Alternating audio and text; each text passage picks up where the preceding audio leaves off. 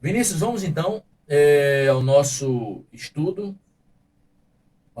da palavra de Deus nesse momento. Né? Nós vamos abrir a Bíblia no Salmo 121. Vamos para a leitura.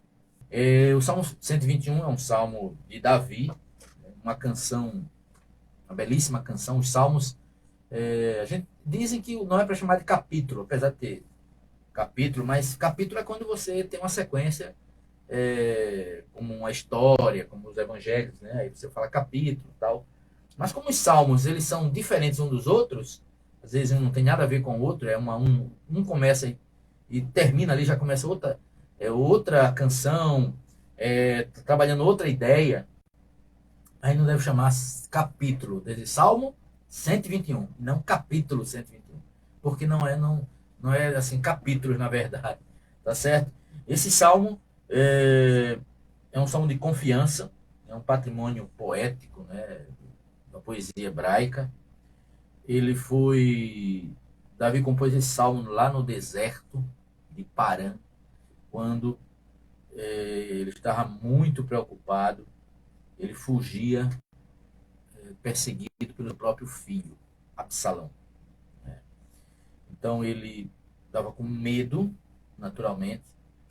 As circunstâncias eram terríveis. Aqui diz, né, um comentário da Bíblia Shed, um comentário da Bíblia Shed, que a vigilância perpétua de Deus sobre aqueles que se inclinam para ele é um grande apelo para confiarmos em Deus em todas as circunstâncias. Em todas as circunstâncias.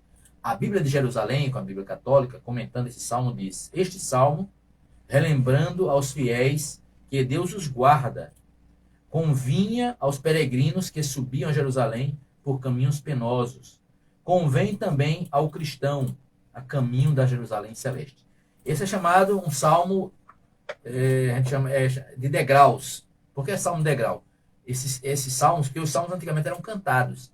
A palavra salmo vem do hebraico halel, cantar, né, louvar.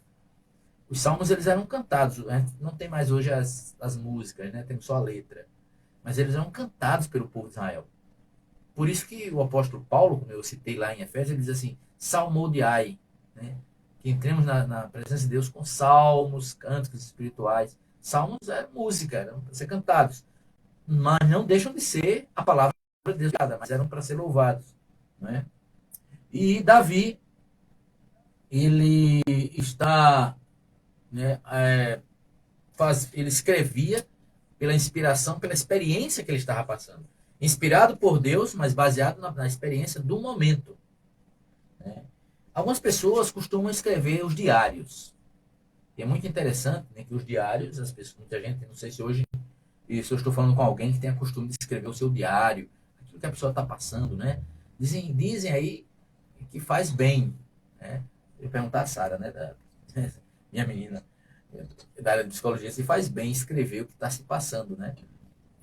Para as crianças muito pequenas, quando se há algum problema na área da justiça criminal, por exemplo, eles pedem para as crianças desenharem, porque como há alguma dificuldade de elas se expressarem, principalmente crianças pequenas, por causa do problema da abstração, ainda a realidade e a fantasia, elas ainda estão ali, não estão bem separadas, as crianças podem confundir.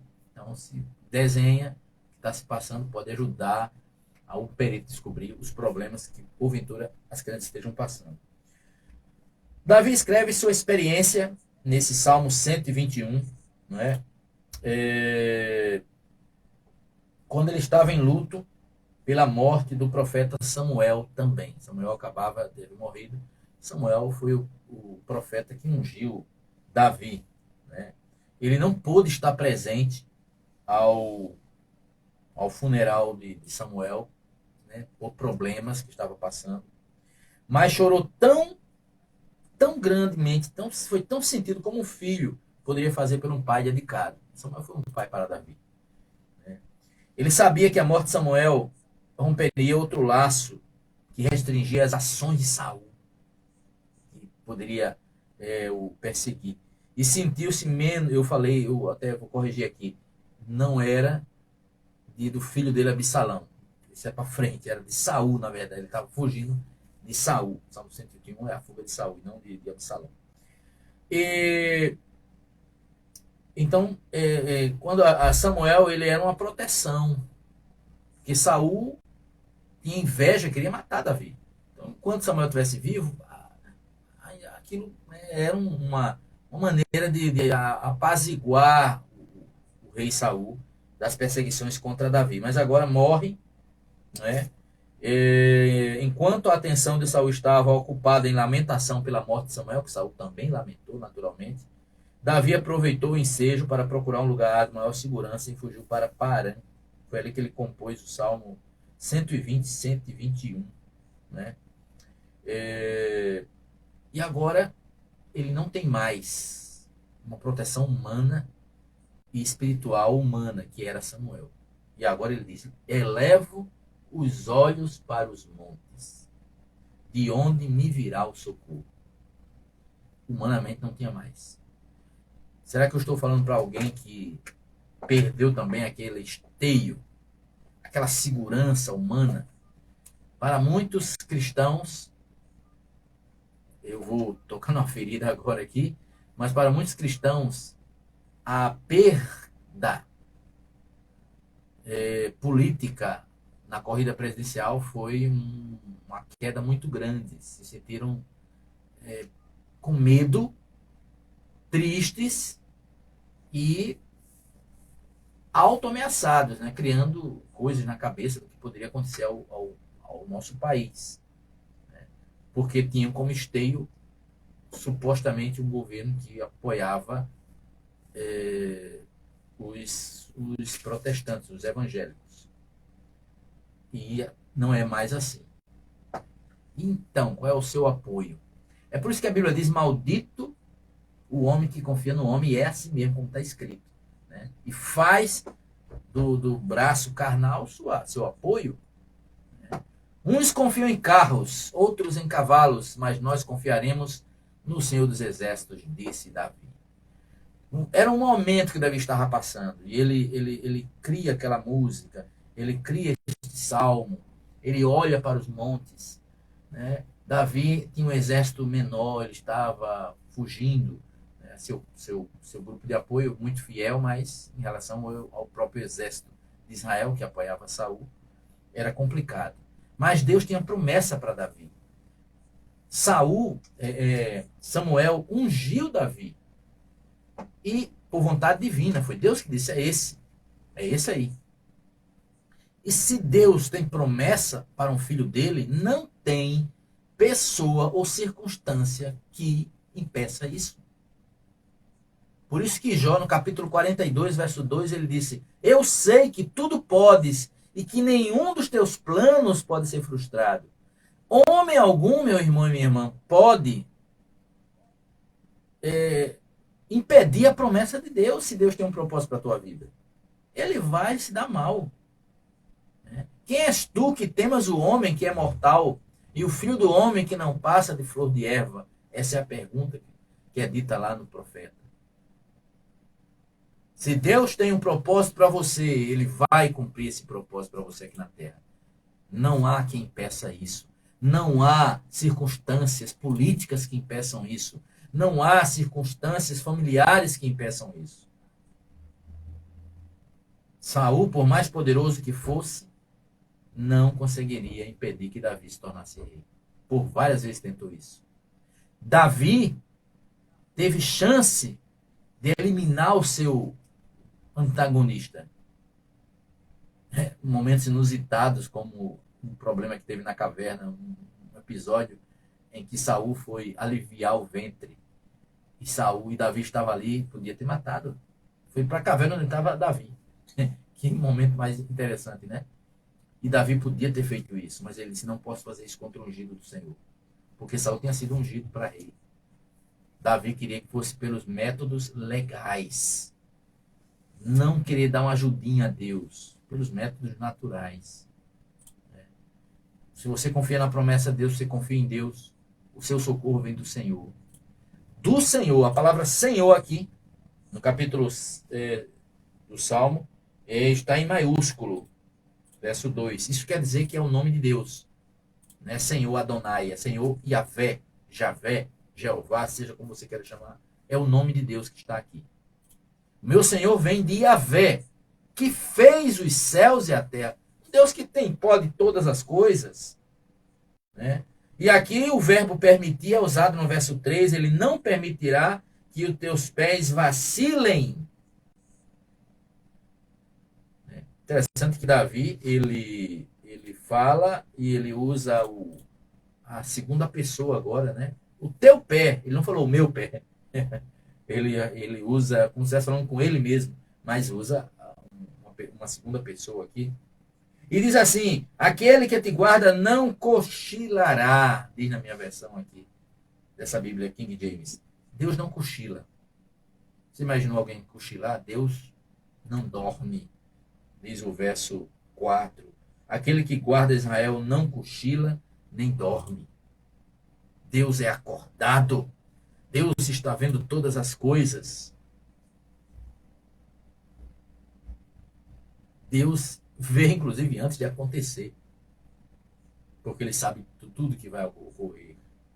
O Senhor é quem te guarda, o Senhor é a tua sombra, a tua direita.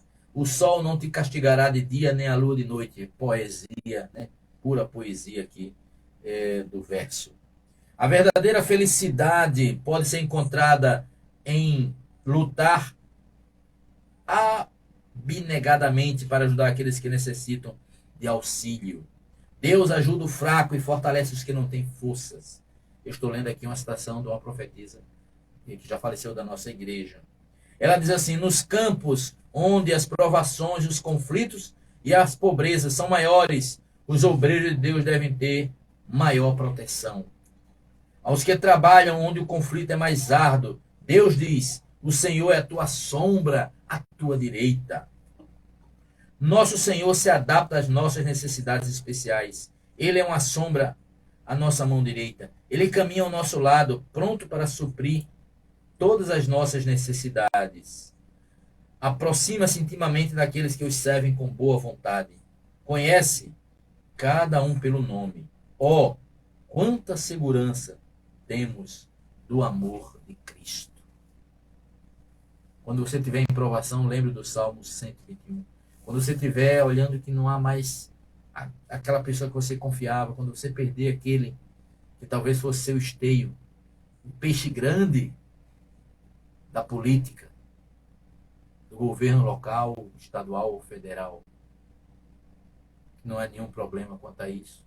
Mas quando perder, lembre-se, tem um Deus que está olhando para você. Ele é o teu guardador. Ele, se tem promessa para você, ele vai cumprir essa promessa. Salmo 121 traz essa segurança. Né?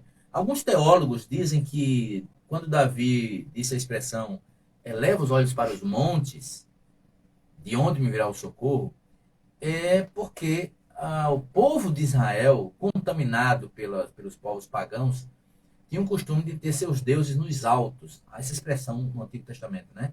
Os deuses ficavam nos altos, colocavam os postes ídolos e tal, em lugares mais altos assim das montanhas. É uma das interpretações dos teólogos. Então, é como se Davi estivesse dizendo assim: eleva os olhos para os montes.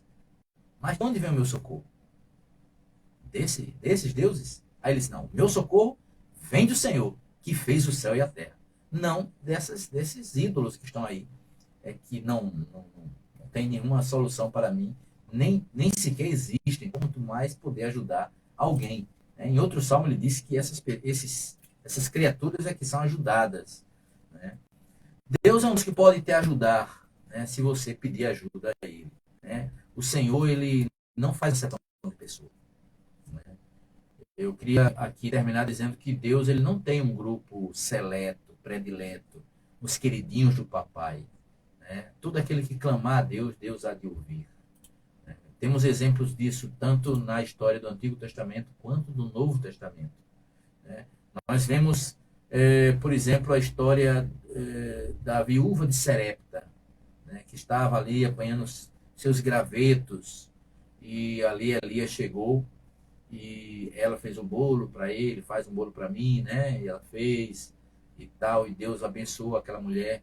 Ela era de Serepta, era de um povo pagão.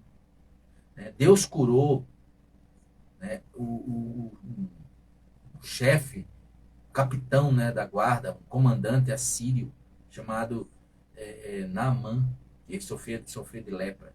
Jesus lembra desses fatos ao dizer que no Antigo Testamento, na época de Elias, na época que houve 3 anos e 6 meses sem chuva, é muito tempo, né? E Jesus Cristo, comentando esse episódio, disse: havia muitas viúvas em Israel, e a nenhuma delas foi enviado o profeta Elias, senão a viúva de Serepta. E havia muitos leprosos em Israel, e nenhum deles ficou curado, senão Naamã, o sírio. Cristo quer nos mostrar assim que pode ajudar, não precisa ser do grupo seleto. Todo aquele que clamar ao Senhor, o Senhor vai ouvir. Né? Se clamar do fundo do coração. No capítulo 12 de Mateus, nos versos 38 por ali em diante, Jesus disse assim: virão muitos do Oriente, do Ocidente, do Norte e do Sul, e sentarão à mesa com Abraão, Isaque e Jacó, ao passo que os filhos do reino ficarão fora. Jesus estava querendo, com isso, cortar o exclusivismo judaico. O exclusivismo de quem achava ser um grupo seleto. Deus jamais escolhe um povo para cercá-los como um grupo seleto, mas para que eles sejam abençoadores. Quando Deus escolheu Abraão, o que foi que Deus disse a Abraão? Sê tu uma bênção. Você vai ser uma bênção, você vai abençoar. Deus não chama seus filhos para estarem ali num grupo fechado, né, recebendo bênção, enquanto o mundo vive aí a migalha, comendo as migalhas que caem da mesa do seu Senhor. Né? Deus, ele há de abençoar todo aquele que clama, todo aquele que pede. Né? Ele pode ajudar você. Essas promessas não são exclusivas, né, para crentes de carteirinha, mas para aqueles que confiam em Deus. Né? Quantas surpresas deverá existir no céu? Né? De pessoas que jamais frequentaram igreja alguma ou mesmo foram batizadas. Né? Mas aí, irmão, você está incentivando as pessoas a não ir para a igreja, a não ser batizado. Não. Quem é tocado pelo Espírito Santo, certamente o Espírito Santo vai conduzir para a igreja, para o batismo. Haverá pessoas que talvez não compreendam isso. Né? E aí fica com Deus essa decisão. O Senhor conhece os corações, o Senhor sonda todas as pessoas. Mas o fato é que nossos olhos devem estar voltados para o Senhor que fez os céus e a terra. Eu encerro aqui minha mensagem do Salmo 121, né? Onde aqui diz assim: o Senhor te preservará de todo mal. Ele preservará a tua alma. O Senhor preservará a tua entrada e a tua saída, desde agora e para todo sempre. Esse é o Deus que está guiando a você. Esse salmo é um salmo pessoal. É uma bênção pessoal. É algo entre você e Deus. Não é nós, é eu, é Deus. Eu elevo os olhos para os montes. De onde me virá o socorro? O Senhor não está socorrendo aqui o seu povo. O Senhor está socorrendo você. Então, está passando privações, está passando dificuldades. Para onde vai o teu olhar? Isaías 45, 22, o Senhor mesmo diz: olhai para mim e sede salvos, vós, todos os moradores da terra. Árabe, hindu, budista, olhai para mim. Todos os povos da terra e vocês serão salvos. Olhe para Jesus. Né? No olhar de Jesus há salvação. No olhar de Jesus há perdão. No olhar de Jesus nós nos sentiremos mais confortáveis, né? E confiantes. Esse é o olhar que você deve olhar. Não olhe para você mesmo. Você só vai ver fracasso, talvez. Você vai olhar para você e vai se sentir indigno. Ou talvez o contrário, no reverso, vai se sentir autossuficiente, e isso é perigoso. Né? Olhe para Cristo. Aí você vai ver como você e eu somos insignificantes quanto pecadores somos, né? Então, não olhe para o seu passado, você não vai se perdoar. Não olhe para o seu futuro, você pode achar que está incerto. Ou talvez você tenha muitos planos e isso não aconteça. Não olhe nem para o seu presente, porque pode estar muito ruim. Ou pode estar bom demais e aí você não querer buscar a Deus, né? Olhe para Jesus. Olhe para Cristo, pela fé, né? Olhe para Jesus através da oração, através da confiança em Deus. E Deus há de salvar a tua vida, né? Esse é o desejo que Deus tem para você, né? Então, que Deus te abençoe, né? Que Deus te fortaleça, que dê um bom final de semana, como a gente diz aqui, ainda que a semana acaba amanhã, né? Mas vamos falar aqui culturalmente, né? Que Deus abençoe sua família, que Deus responda as tuas preces, né? E te ajude a suportar esses dias tão maus. Lembre-se, na provação, o teu socorro vem do Senhor, vem de Yahvé, que fez o céu e a terra. Confia nele, ele está pronto para te ajudar, ele está pronto para te abençoar, né? Esse é o meu desejo, minha oração, em nome do Senhor Jesus.